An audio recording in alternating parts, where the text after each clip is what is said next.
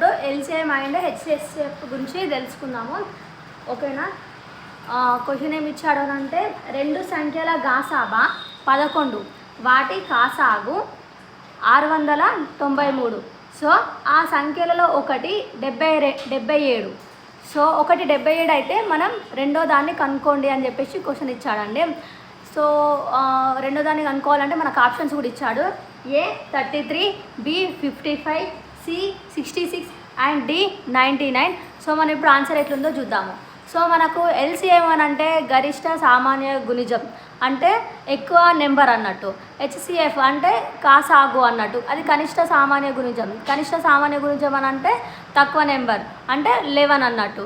So మనం ఇప్పుడు చూద్దాము దీనికి ఆన్సర్ ఎట్లుంటుందో.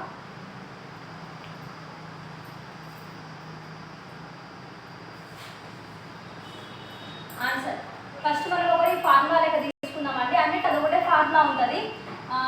కొంచెం క్వశ్చన్ చదివితే ఆన్సర్ ఈజీగా అర్థమవుతుంది. ఫార్ములా ఏంటంటే A × B = L × H. ఓకేనా అండి. ఇప్పుడు మనకి ఒక దాన్ని ఇచ్చాడు అని అంటే ఒకదాన్ని అంటే 77. ఇప్పుడు రెండో దాన్ని కనుక్కోవాలి అన్నది కాబట్టి దీనికి క్వశ్చన్ మార్క్ పెట్టుకుందాము. ఓకేనా అండి.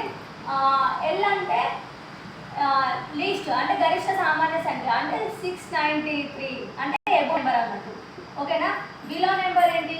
Below number 11. ఓకే అండి 11. బిలో నెంబర్ 11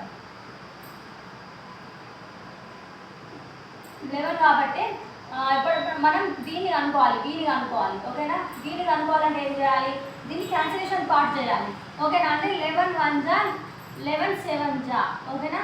మనం ఇప్పుడు B = 693/7 దీన్ని కూడా cancellation part చేయాలన్నట్టు.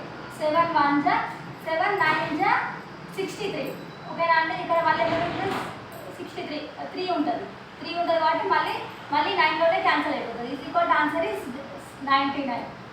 Answer is D. ఈజీగానే ఉంటాయండి, కొంచెం క్వశ్చన్ చూసి అర్థం చేసుకోవాలంటే.